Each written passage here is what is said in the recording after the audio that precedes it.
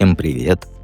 Надеюсь, что сегодняшний день вам принес много сюрпризов, и я очень надеюсь, что они приятные, да, но прям чувствую у многих ожидания не оправдались. Ну, ничего страшного. Вот я вам сейчас скажу самую главную вещь. А у вас зато есть я. Поэтому не переживаем. У многих меня нет, а у вас есть. Видите, как хорошо все. Поэтому всех там с праздником влюбленных, кого, как сказать, у кого нет никого, то вот вам от меня Валентинка. Итак, давайте начнем наш расклад. Что там утаил загаданный паразит?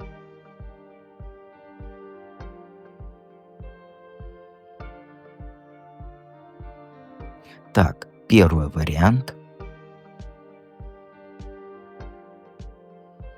Четверка кубков.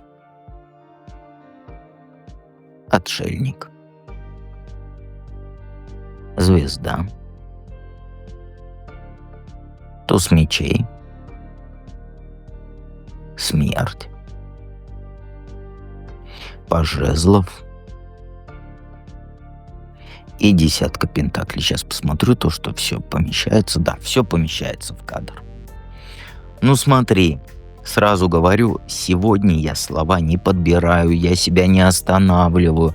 Как я чувствую, так я трактую. Какой секрет он носит в душе и почему так долго обходил вот эту тему молчания? Четверки кубков. Ну понятно, да? Он уволился с работы потихонечку и все это время делал вид, что по-прежнему он на хорошем месте. Ну или проблемы огромные на работе. Он терзается сейчас чувством безысходности и не хочет в твоих глазах показаться каким-то там неудачником. Привык к рутине, к деньгам, к стабильности и боялся, что твое мнение о нем, оно рухнет, если ты узнаешь, что он, как без дела сейчас и без прежних доходов. И он долго молчал, потому что стыдно было признать, что его там уволили за мелкую ошибку, да, и он не смог сразу найти что-то взамен. Хотя бы того же уровня. И он чувствует вину и страх, что ты начнешь там его осуждать, засыпешь вопросами, а у него нет сейчас четкого решения. Поэтому он замкнулся в себе и решил тянуть время, надеясь там разобраться, как говорится, сам. Но все только усугубляется. Почему именно сейчас правда поднимается? Знаешь, он дошел до точки, когда вот больше не может жить во вранье, в этой изоляции от тебя, да, постоянно говорит, я занят, я там и так далее, и тому подобное, и ваши встречи, они, стремятся к нулю, понимаешь?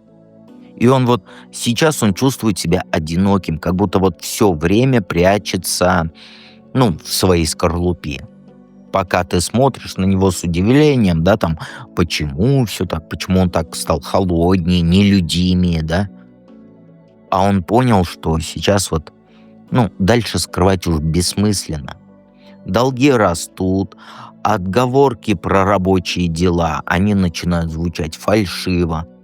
И ты замечаешь, что его лень, не лень, а когда ничего не делаешь. Он, знаешь, не как у других людей. То есть, знаешь, правда, она сама стучится в дверь уже. И это и счета, и там явное отсутствие новых идей, новых, не возможностей, а предложений работы. Нету. И его внутренний голос сейчас говорит, что нужно перестать убегать от тайн. Найти в тебе союзника он хочет, а не молча страдать. И он видит, что слишком долго копил вот эту тайну, да, и уже слишком далеко зашел, и уже там «я сегодня занят, мы с тобой не встретимся», уже, как говорится, не прокатит. а не встретитесь, потому что денег нет. Какое чувство страха или стыд там заставляет его прятать это от тебя? Ну, и страх, и стыд боролись. Но сильнее всего вот была ужасная боязнь, что он, как сказать, подорвал твои надежды на общее светлое будущее. Он знал, что там вы вместе строили планы про путешествия, говорили там про крупные покупки, возможно, про свадьбу, да? А теперь ему нечем этого всего подкрепить. Он переживает, что ты разочаруешься в нем, увидев, что его вот этот звездный период, он рухнул, и он не может вести вас больше вперед. И именно вот это чувство, что он тебя подвел, да, это и парализовало его, и не давало честно высказаться. И он просто вот себе в глазах представлял, как ты смотришь на него вот с этой грустью, да, и спрашиваешь, а что же теперь дальше будет? И он просто не мог решиться сказать этого, что пока сам даже ответа не знает на твои вопросы, которые ты ему хочешь задать. Насколько болезненным может оказаться это открытие, да и не разрушит ли оно доверие по тузу мечей? Ну, резкий удар сначала будет. Для тебя, да, как холодный душ. Он у тебя раньше как? Вы не вместе живете тут ни в коем случае. Он, знаешь, он, как сказать,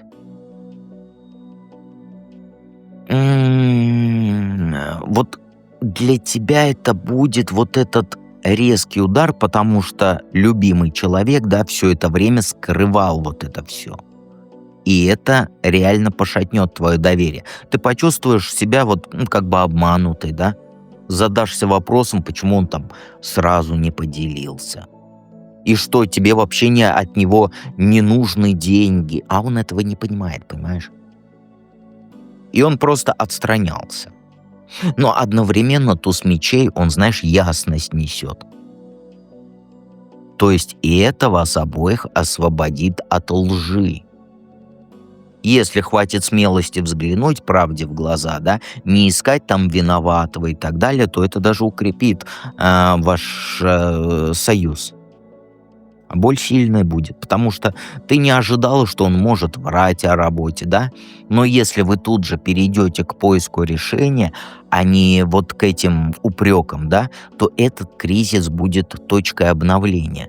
Главное не обижаться друг на друга, потому что чего ты мне там не говорил, у тебя тоже ожидания были от его там помощи, его работы и так далее. В вашем будущем его работа играла не самую последнюю роль. Что тебе нужно понять, чтобы не оттолкнуть его, да, и не навредить самой себе? Трансформация. Важно осознать, что, знаешь, ситуация, она меняет не только вашу жизнь, да, но и ваши взгляды друг на друга. Старые планы, где вот шло все как по рельсам, да, их уже не вернуть, но это не конец отношений. Смерть — и это переход к новому этапу, где вот появляется больше честности, больше близости. Тебе вот нужно допустить, да, что все по-старому уже не будет. И перестать нужно сердиться на него за его обман вот этот. Да, он там ошибся, но это шанс очистить вашу связь от иллюзий. Если дальше готова с ним идти, то придется, вот знаешь, как бы похоронить прежнюю там стабильность, да, и начать строить новую. Перестань думать, что все разрушилось навсегда. Нет, эта история, она, знаешь, она заставляет вас обоих посмотреть на реальность трезво, а не через там розовые очки. И чем быстрее примешь это, тем тебе легче будет найти там компромиссы, да, и вернуться к вашей гармонии. Какой шаг к откровенному разговору поможет вам обоим справиться? Ну смотри, тебе нужно без промедления начать вот простой, но искренний диалог с ним. Не жди там особых условий, да, там и так далее. Прям вот позови его на разговор. За чаечком, например. И скажи там: давай разберемся, как мы можем выкрутиться из этого всего. Нотации читать не надо, спрашивать, там, почему он молчал, не нужно. Там, а что дальше будет, тоже не говори. Лучше дай понять, что ты видишь выход из любой дыры, да? Если вы будете, конечно же, сообща действовать. Открыто предложи какие-то идеи насчет поиска работы, да, скажи там HeadHunter и так далее и тому подобное. Там пусть снизит расходы. Скажи, что вот, а мне от тебя там цветов сегодня не надо, хрен с ним. Знаешь, пусть он поймет, что ты не враг, а друг, партнер. Главное показать, что ты готова к обсуждению, а не к чтениям там морали и так далее, я в тебя разуверилась и так далее.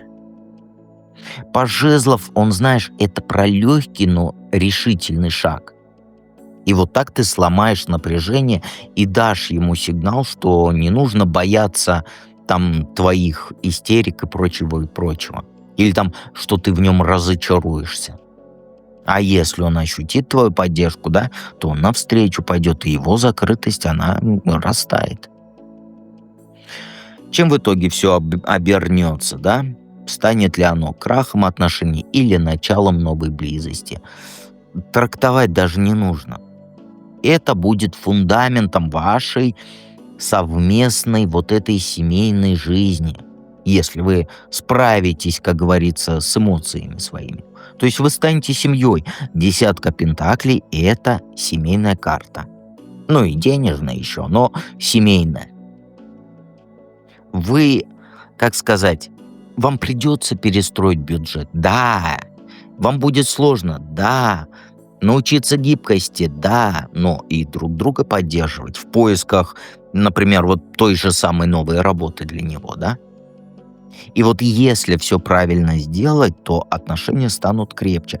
Это, знаешь, это испытание, которое показывает, умеете ли вы делиться не только радостью, да, но и провалами. И как вы вместе из этих провалов выходите.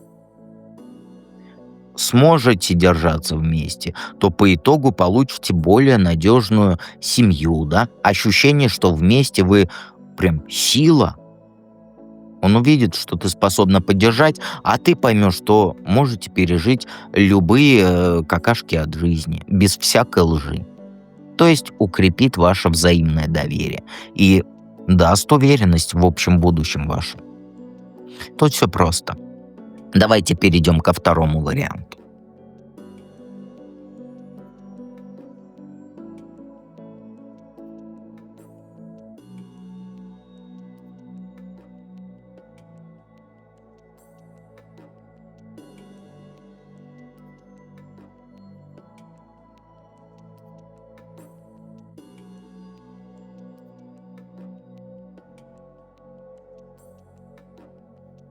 Двоечки, чего он обманывал, да, ну, чего он носит в душе, и почему долго обходил эту тему молчания. А тут понятно, да, по миру. Он решил по миру пойти, но не в плохом смысле, а в хорошем. То есть в другом городе он хочет переехать, да, возможно, в другую страну, где нашел уже новую работу, возможно, даже уже, как говорится, как сказать, какие-то контракты подписал, да, но тщательно это от тебя скрывал. А там сулят и хорошую работу, и хорошее жилье, да, и он решил, возможно, он сам придумал, что там лучше. И у него в голове: я смогу все, как говорится, обустроить там. А потом просто поставлю перед фактом. И он, знаешь, он решил на переезд по миру. И он боится, что ты будешь против там с ним поехать, да, против резкой смены страны или там города, или образа жизни, потому что это не на 1-2 месяца. И это переезд он планирует навсегда. А тянет время, он надеется, что там уладит все, да, там квартиру заранее найдет, работу заранее найдет, а потом скажет. То есть у него, знаешь, есть такой страх, что ты сочтешь это каким-то предательством, да, или подумаешь, что он решил строить жизнь, как говорится, без тебя. А он считает, что лучше помалкивать, да, чем все рассказать и столкнуться с твоим шоком. Но, как говорится, он уже решил. Почему именно сейчас правда поднимается? По королю мечей, потому что он все решил. Это все уже. Потому что у него уже, возможно, уже точно есть, как сказать, точный план. Там виза, да, возможно, уже есть. Там детали ему только с тобой согласовать нужно. И он понял, что без твоего участия дальше он, как сказать, не сдвинется. Уже нужно, как говорится, заключать с тобой сделку, да? То есть, если вы официально связаны, то с тобой нужна сделка вот эта. То есть невозможно уже прятаться за вот там его занятостью, много дел и так далее, потому что настал момент, когда ему нужна там твое искреннее согласие с ним поехать или к нему поехать потом. Потому что сроки, как говорится, подошли уже. И сам он уже держать устал вот это все под покровом тайны. Ну, он же не робот, ему хочется поделиться, что вот я такую там работу нашел, такое жилье нашел. И всплывет все наружу. Какое чувство, страх или стыд заставляло его прятать это по девятке пентаклей? Ну, у него, знаешь, и гордость, и немножко страх перед тобой. Он боялся показать, что вот, как сказать, что действует в одиночку, не спросив тебя. Понимаешь, как будто вот не считает нужным советоваться с тобой. Но он и гордился, вот какой я молодец, я вот, как говорится, сам все это задумал, сам все почти воплотил.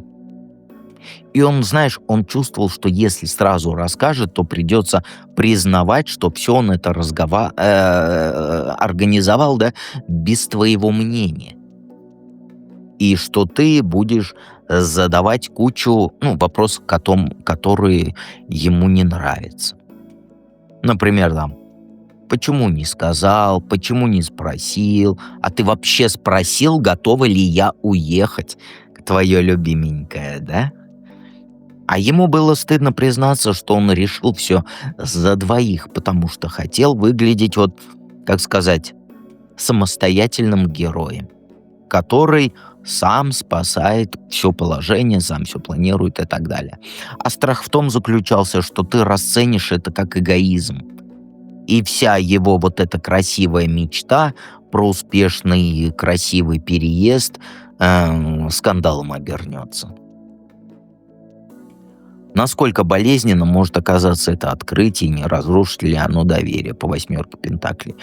Ну, неприятно сначала будет, да? Давай правде смотреть в глаза. Потому что ты поймешь, что он двойную игру вел, планируя вот эти огромные перемены, ну, без твоего совета, участия и так далее.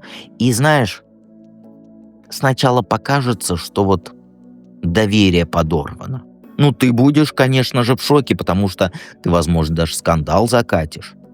Потому что он, так как сказать, вот легко тебя исключил из решения. И не значит ли это, что дальше будет хуже, такие мысли будут. Но здесь есть и плюс.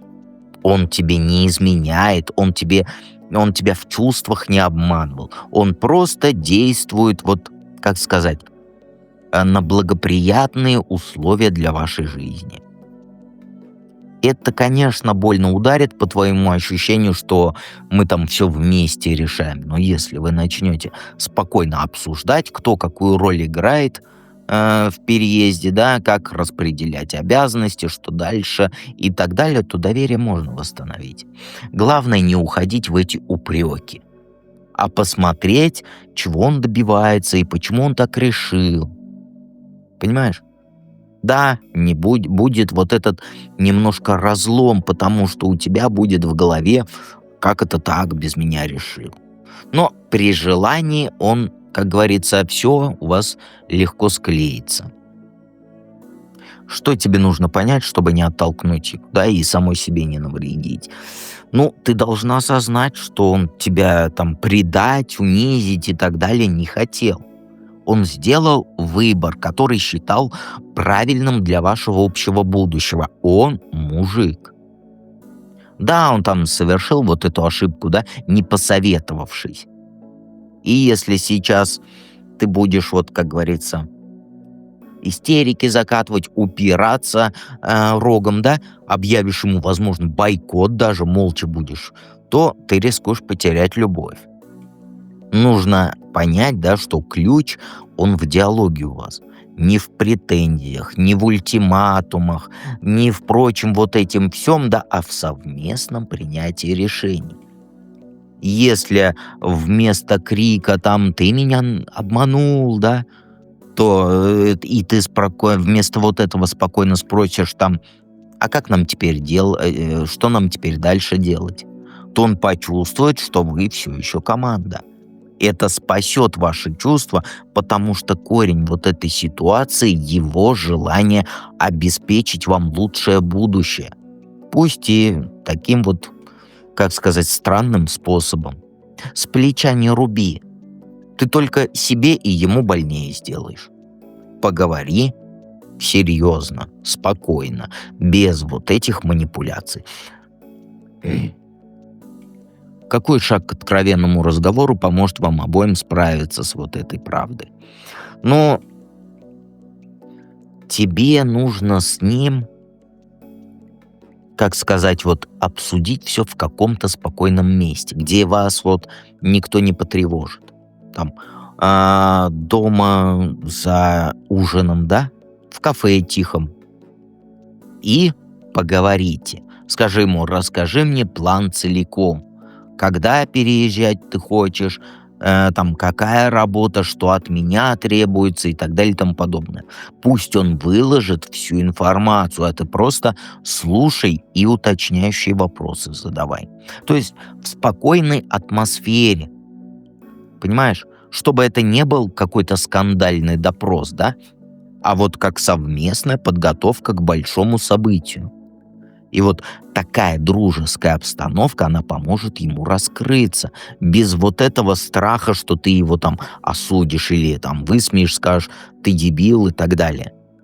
И вот этот маленький, спокойный настрой, да, когда вы вдвоем спокойно обсуждаете будущие шаги, это даст понять, что несмотря на боль от его молчания, да, что он сам все принял, что ты готова работать на результат. И тогда он ослабит защиту и абсолютно всеми деталями поделится. Чем в итоге все обернется? Вот это признание, да, станет ли оно крахом отношений или началом новой близости? Ну, откроется куча новых возможностей. Но все будет зависеть от того, как вы с ним распорядитесь этим всем. Ты увидишь, что его затея вот это ваш путь развития, да, новые впечатления, лучше в плане денег.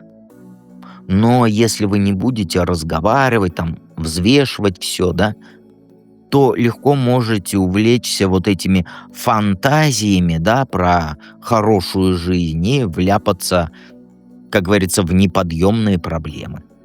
Поэтому если вы совместно создадите четкий план, распределите свои роли, будете держать, как говорится, все по плану, да, ну, держать не дистанцию, а вот держаться установленному плану, то это приведет да что ж такое, к укреплению отношений. Потому что вы вместе смотрите в будущее. Если же пойдете по пути обид, скандалов и так далее, то просто ваши отношения в тумане недоверия рассеются. Ну, тут решение в ваших руках. Либо увидите в этом шансе, да, там, увидите новые горизонты, станете сильнее, как пара, будете много денег зарабатывать. Либо нырнете в болото вот этого взаимных упреков, и ваши отношения растают. Ну, тут все понятно, что тут еще трактовать. Давайте перейдем к третьему варианту.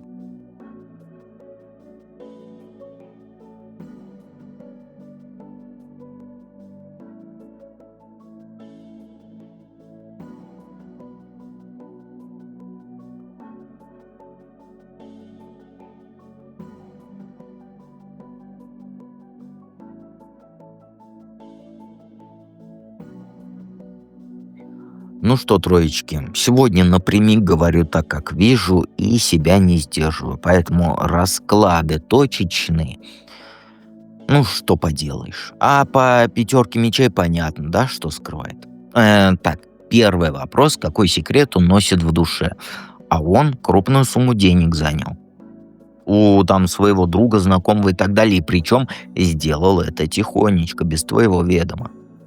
Он понимал, что это там выглядит как предательство, да?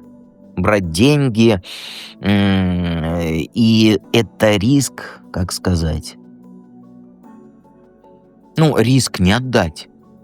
И он предпочел промолчать, надеясь, что быстро там вернет долг и никто ничего не узнает. Но дела не так пошли, как он хотел, да? И долг висит вот этот. И он боялся, что ты вот узнаешь правду, да, и посчитаешь это ударом ниже пояса, потому что он залез, как сказать, ну, в долги и поставил вас обоих в позу зю. Он тянул вот со временем, надеясь, что он на чудо надеялся. Но ничего не изменилось, и тайна вот-вот раскроется, конечно же. Почему именно сейчас тайна, ну, правда, вот это поднимается на поверхность, а не раньше? Ну, потому что тот, у кого он деньги одолжил, требовать возврата начал денег в более жесткой форме. То есть, знаешь, сначала ему напоминали о долге, да, тихонечко, там, терпеливо, да, давая твоему мужчине возможность разобраться. Но терпение лопнуло. И тот, у кого он занял, что если деньги назад не получит, да, придется все не так обсудить мягко. И твой мужчина понял, что больше он увиливать не сможет, потому что долг душит. Понимаешь? И понял, что скрывать правду бессмысленно, ведь уже все и так скоро откроется, что уже потом не объяснишь. Именно вот эта вот жесткая позиция этой организации или этого человека, у которого он занял денег, подтолкнула мужчину твоего к признанию. Какое чувство, страх или стыд заставляло его прятать это от тебя, подвойки жест? Ну, понятно. Дикое ощущение, что поставил себя вот между двух огней. С одной стороны, он стыдился того, что не может сам денежные вопросы решить, да? С другой стороны, он панически боялся твоей реакции. Потому что ты, конечно же, а кто любит такие долги? И проблемы создает тебе. В итоге он не мог сделать шаг, не признаться и там, не решать самостоятельно не может, потому что денег все равно не находит. Из-за этого разрыва не хочу ее разозлить и не могу отдать долг, да, то он застрял в молчании. И он считал, что его порядочность, да, там, его репутация перед тобой, они разрушатся, если ты узнаешь вот эту всю правду. Насколько болезненно может оказаться это открытие и не разрушит ли оно доверие? Да, ощутимым результат будет. Потому что ты увидишь, что он прям вот, как сказать, э, за твоей спиной начал распоряжаться деньгами, которые, как говорится, ты даже не увидел. Ну, это не так. Вот как объяснить? Обидно, что он взял деньги, да и куда-то протырил. А это уже вызов твоему доверию. Он с тобой не поговорил, ничего, и он создает вот этот риск конфликта из-за того, что деньги не туда, куда ты ему бы разрешила дел. Это вот, знаешь, прям хочется сказать, мне такое ощущение, как будто в криптовалюту куда-то скинул или что-то такое, или на бирже проиграл, это не колесо фортуны, как называется, не рулетка, а как будто казино какое-то проиграл. То есть вот такое вот. То есть это как, знаешь, взял деньги, крупную сумму и, как говорится, выкинул на ветер. Вот что это такое, сама у него спроси, если резонирует. Но тут у вас все зависит, как вы эту ситуацию сейчас решите. Свою, по- Свою позицию тебе, конечно же, отстаивать нужно. И тебе даже захочется высказать, как сказать, так, как я сдерживаю иногда слова. То есть, если он покажет готовность, да, взять ответственность на себя вот за это все, например, там, договориться про график выплат, перестать прятаться, объясниться. Тогда вы сможете восстановить доверие. Боль будет, но при правильном подходе это не обязательно будет концом отношений, да, скорее проверка на прочность. Но я вот давал себе слово не влезать, но я влезу. Я бы на твоем месте ему ремня дал все-таки. Что тебе нужно понять, чтобы не оттолкнуть его и не навредить самой себе по рыцарю жезлов? Давай я тебе скажу так, как есть.